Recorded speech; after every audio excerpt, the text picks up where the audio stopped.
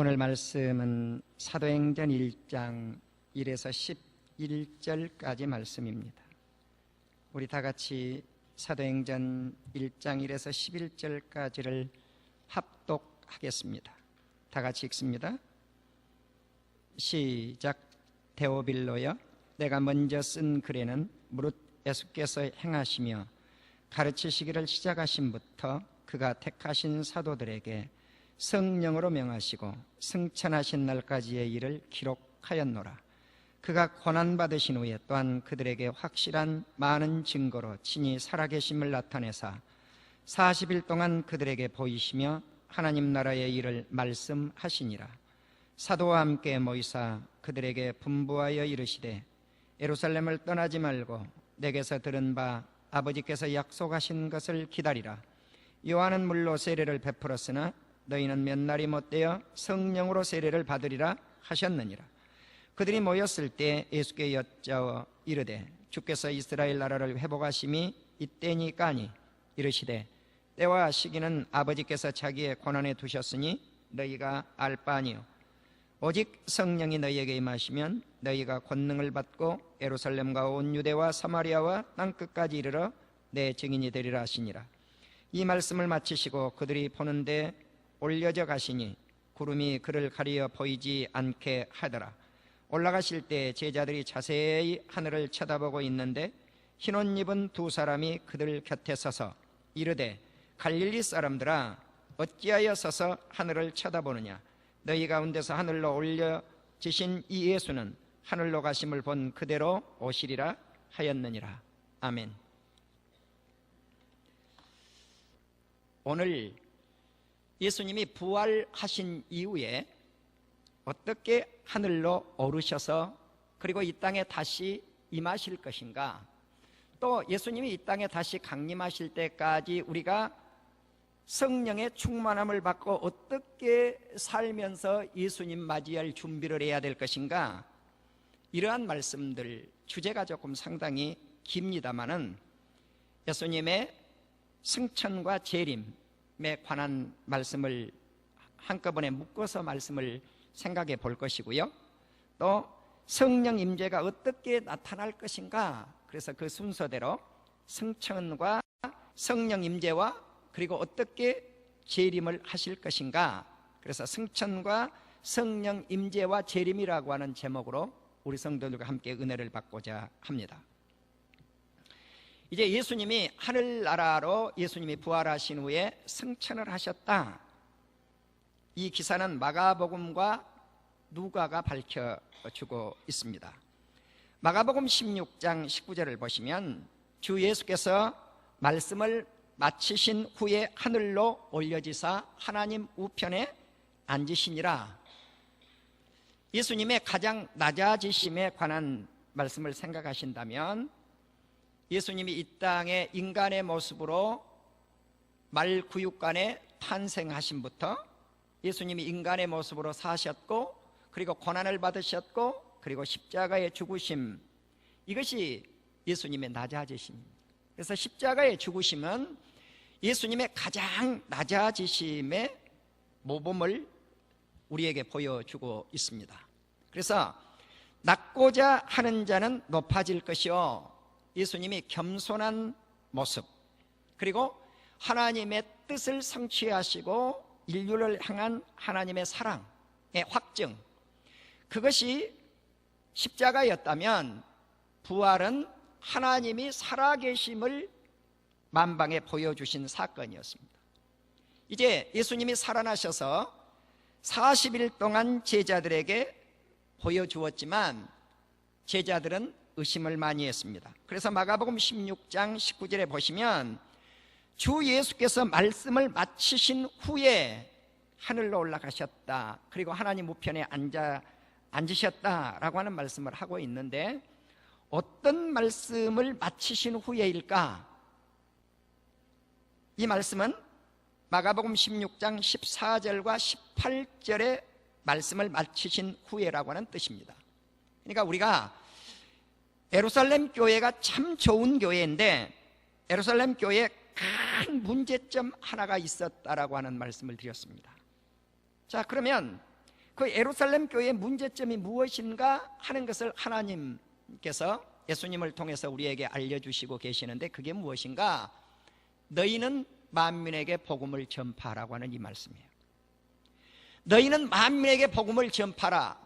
이 만민이라고 하는 이 원뜻을 우리말 성경은 그냥 모든 백성, 세상의 모든 백성, 만민을 그렇게 풀었는데, 원문을 보시면 모든 피조물이라 all creation 이라고 하는 단어를 썼어요. 결국 인간은 피조물이에요. 그래서 피조물의 대표적인 것을 들라고 하면은 사람입니다. 그러니까 이 지상세계 모든 백성에게 복음을 전파하라. 다시 말씀을 드리면 복음을 받아야 될 대상은 넓어요. 우주적이에요. 그러니까 이 우주적 넓어요. 복음을 받아야 될 대상은. 그런데 만민에게 너희가 가서 복음을 전파하라. 무엇을 전파할 것인가? 예수 그리스도께서 하나님의 뜻을 성취하기 위해서 십자가 지신 그 예수님, 우리의 죄를 위해서 십자가 지신 그 예수님을 증거하는 거예요. 그리고 의를 위해서, 의롭다함을 위해서 살아나신 예수님, 하나님을 향하여 살아나신 그 예수님, 부활의 첫 열매가 되신 그 예수님을 전파하라는 거예요. 이 예수님을 믿고 받아들이고 세례를 받으면 구원을 받을 것이고, 이 예수님을 배척한 사람들, 믿지 아니하는 사람들은 정죄를 받을 것이니라. 이것을 예수님이 우리에게 가장 먼저 승천하시기 전에 선포하신 거예요. 그 다음에 믿는 자들에게 표적이 따를 것인데, 어떤 표적이 따를 것인가? 귀신을 내쫓는 이런 표적, 또 새 방언을 말할 것이다. 새로운 언어죠. 그래서 우리가 사도행전 2장에 보시면 성령 충만함을 받고 나서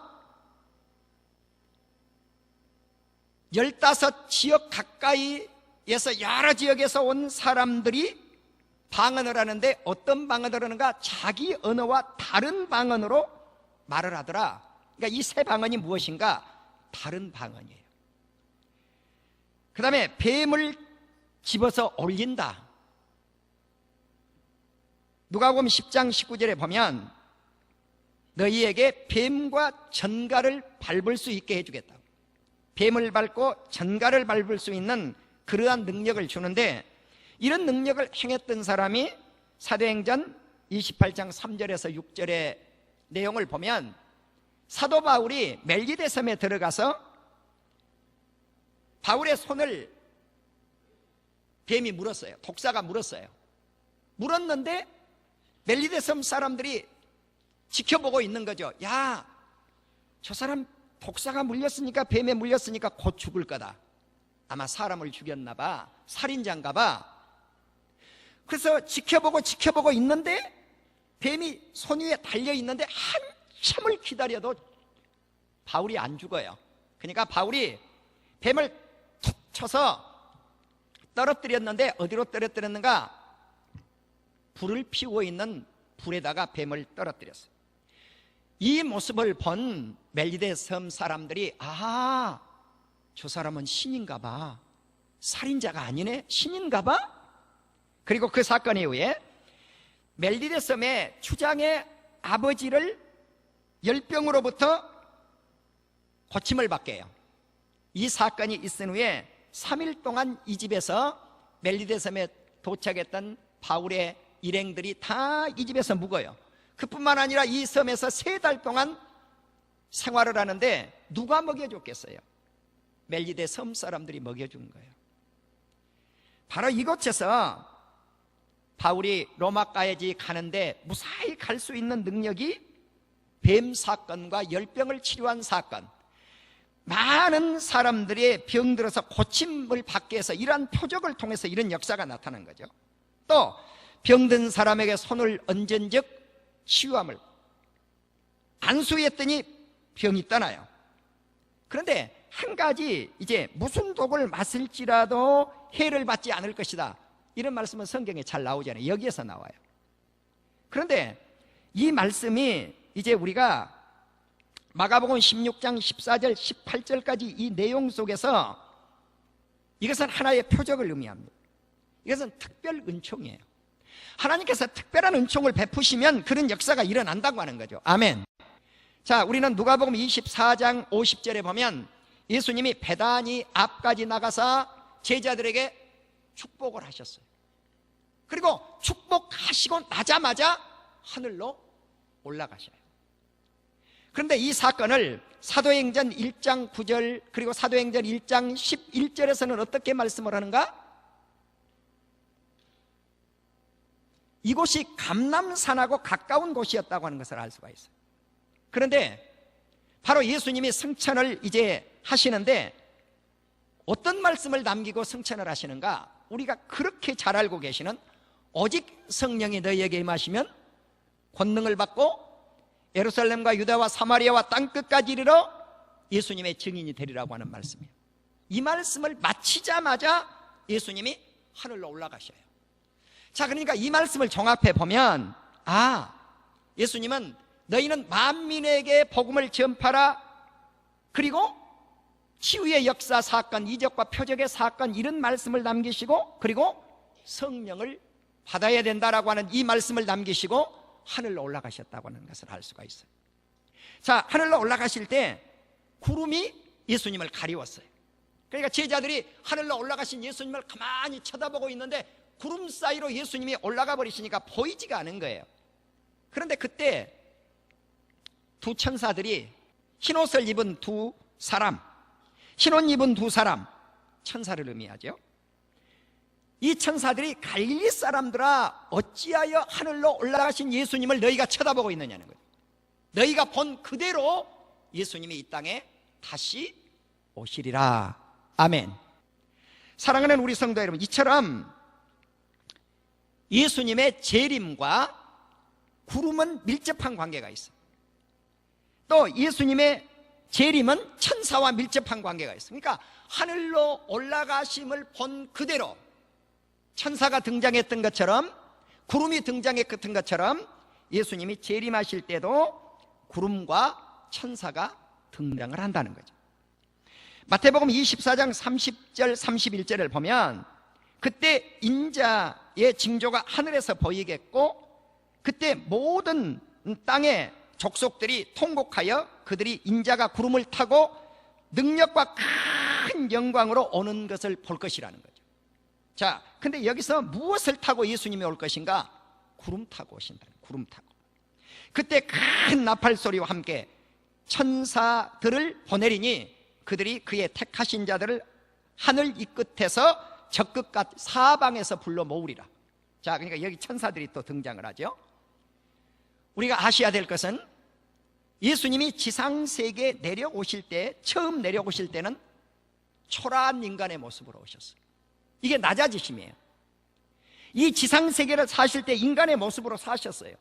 고난 받으실 때 인간의 모습으로 고난을 받으시고, 십자가 지실 때 인간의 모습으로 고난을 받으시고, 하늘에 오르실 때 어떻게 오르셨느냐는 거죠. 사람들이 볼 때 인간의 모습으로 오르셨지만 이 예수님이 이 땅에 재림하실 때는 인간의 모습으로 오시지 않는다. 하나님의 모습으로 오시는 것을 믿으시기 바랍니다. 최상의 높아지심으로 오신다는 거예요. 자, 그러니까 우리가 부활, 승천, 그리고 하나님 나라의 보좌 우편에 앉으심, 재림, 이것은 예수님의 높아지심을 의미해요. 그런데 우리 예수님이 이 땅에 오실 때는 최고의 영광스러운 모습으로, 권능으로 오신다는 거죠. 그러니까 이 보통 능력이 아니고 큰 능력, 큰 영광으로 이 땅에 오실 것을 믿는 우리 온 성도님들이 되시기를 주님의 이름으로 축원합니다. 이제 우리는 마가 역시 마가복음 13장 24절에 보시면 예수님이 재림하실 때 어떤 역사들이 나타날 것인가? 재림 전에 큰 환란이 임할 것을 말씀을 합니다. 해가 어두워집니다. 달이 빛을 잃어버립니다. 별들이 땅에 떨어집니다. 그래서 하늘의 권능이 흔들린다고 했어요. 그때 예수님이 구름을 타고 큰 권능과 영광으로 오는 것을 사람들이 보리라. 그렇습니다. 예수님이 오셔서 무엇을 할 것인가? 자기가 예수님이 선택한 사람들을 땅 끝에서 하늘 끝까지 사방에서 모든 사람들을 모으리라. 아멘. 그런데 이 환란이 큰 환란이라는 거예요. 그럼 이 환란의 때에 어떤 징조가 일어날 것인가? 성경은 마태복음 24장 등등을 보시면 자세히 기록이 되어져 있어요. 자, 이때 환란이 일어나는데 도처에서 지진이 일어날 것이고, 그리고 민족과 민족끼리 전쟁도 일어날 것이고. 사랑하는 우리 성도 여러분, 그래서 이와 같은 환란, 수많은 환란이 이 땅에 오는데 우리 예수 믿는 성도들이 다행히 감사해야 될 것은 그 환란에 대해서 무서워하지 말라는 거예요. 왜? 그 환란의 날을 예수 믿는 선택받은 하나님의 백성들에게는 그 날을 감하리라. 아멘. 할렐루야. 우리에게 해당되지 않는다는 거예요. 그러니까 염려하지 말라는 거예요. 그러한 날이 올지라도. 사랑하는 우리 성도 여러분, 계시록 1장 6절을 보면 그의 아버지 하나님을 위하여 우리를 나라와 제사장으로 삼으신 예수님께서 영광과 능력이 세세토록 있기를 원한다 라고 하는 말씀 다음에 1장 7절에서, 계시록 1장 7절에서 볼지어다 그가 구름을 타고 오시리라. 사도 요한도 이렇게 말씀을 해요. 예수님이 구름을 타고 오신다. 누가복음 21장 27절에도 똑같이 말씀을 해요. 구름을 타고 오신다. 어떻게? 능력과 큰 영광으로. 그러니까 우리 예수님이 이 땅에 재림하시는 모습은 놀라운 능력으로 큰 영광을 가지고 이 땅에 오신다는 사실이에요.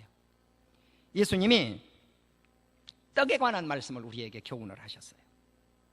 요한복음 16장을 보시면 이 떡에 관한 교훈이 등장을 해요. 예수님이 하늘에서 내려온 떡이다. 그런데 그 떡이 어떤 떡인가? 생명의 떡이라고 그래요. 자, 내가 하늘에서 내려온 떡이다. 요한복음 6장 41절. 생명의 떡이다. 요한복음 6장 48절. 그랬더니 이 말씀을 제자들이 어렵게 여겼더라. 요한복음 6장 60절. 또 예수님이 내가 생명의 떡이다 그러니까 제자들이 수군해요. 그때 예수님이 남긴 말씀이 있어요. 그러면 내가 이전에 있었던 곳으로 올라가겠다고 하면 어떻게 하겠느냐는 거죠. 승천을 의미해요. 만나를 우리 성도들이 생각해 보세요. 만나가 어디에서 내려왔어요? 하늘에서 내려왔어요. 그런데 이 만나가 이스라엘 백성들이 40년 동안 광야에서 먹었던 음식이에요. 하루 3끼의 양식이에요. 그런데 이것이 생명의 떡이라는 거죠. 근데 내가 내려왔다면 내가 생명의 떡으로서 올라가겠다. 예수님이 이렇게 말씀하는 거예요. 승천하신다는 거죠. 그러니까 주님이 이 땅에 오신 목적이 무엇인가?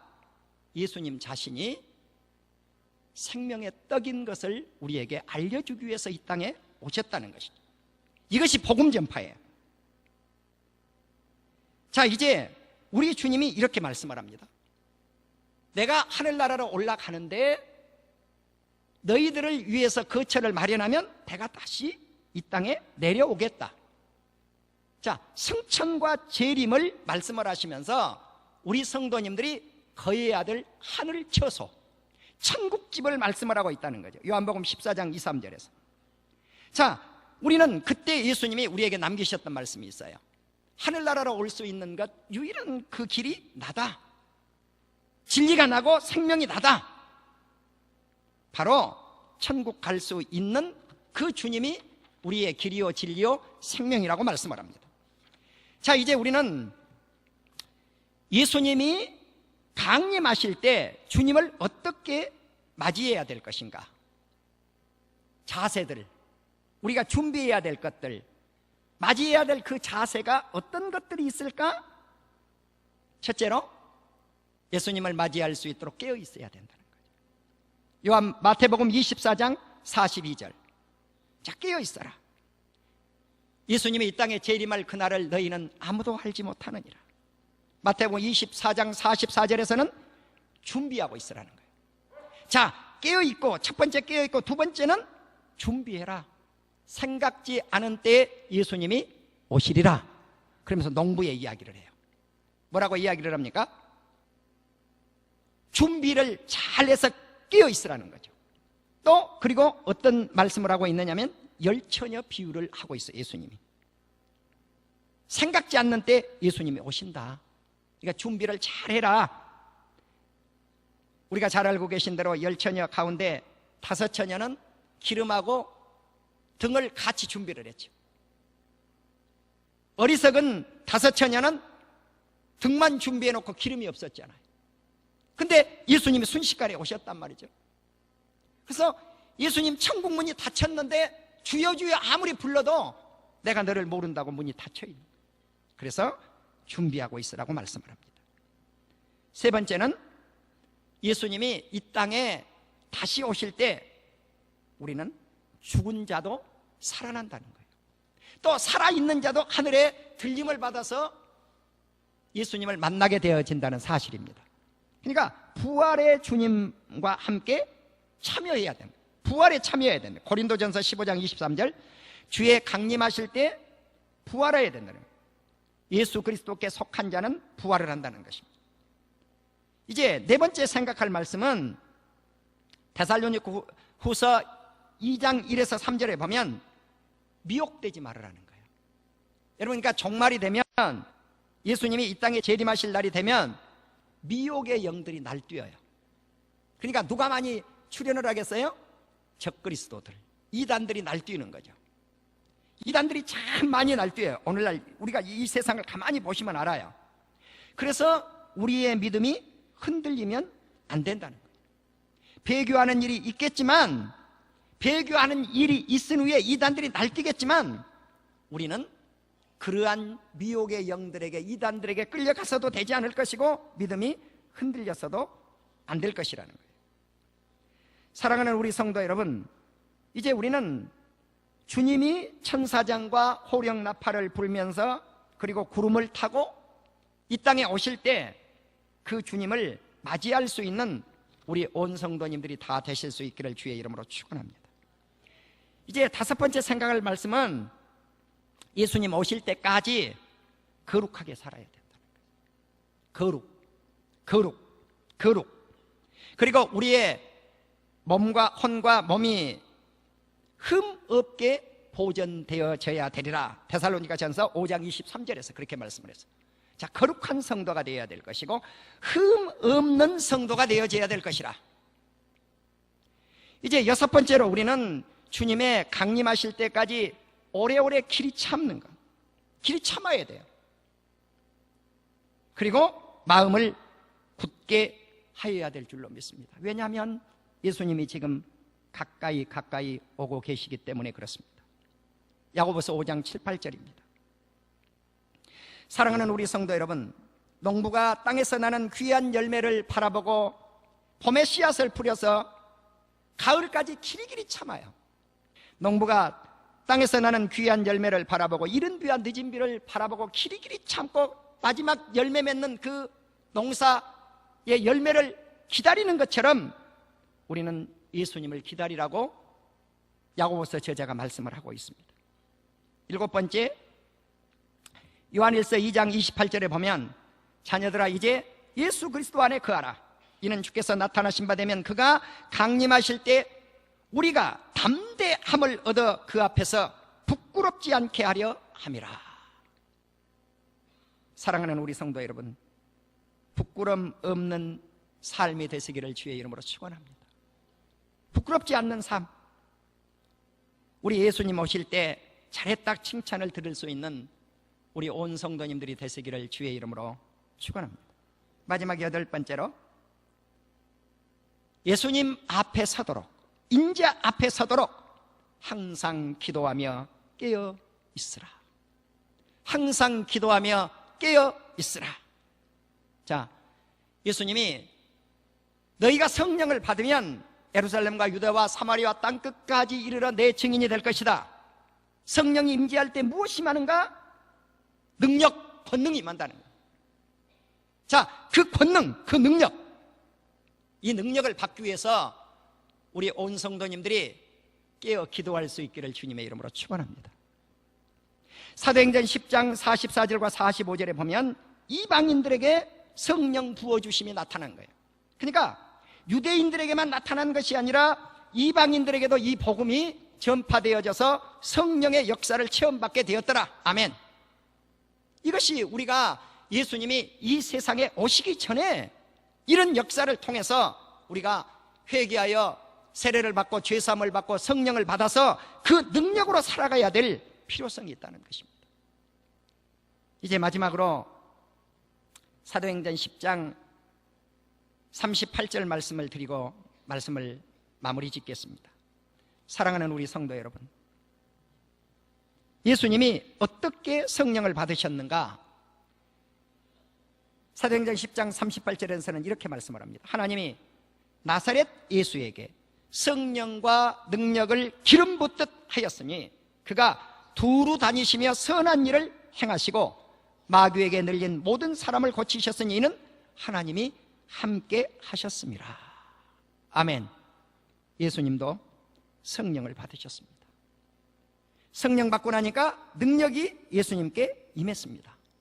이 능력으로 선한 일을 행하셨고 귀신을 내쫓으셨고 병든 자를 내쫓으셨고 약한 자를 강하게 만드셨습니다.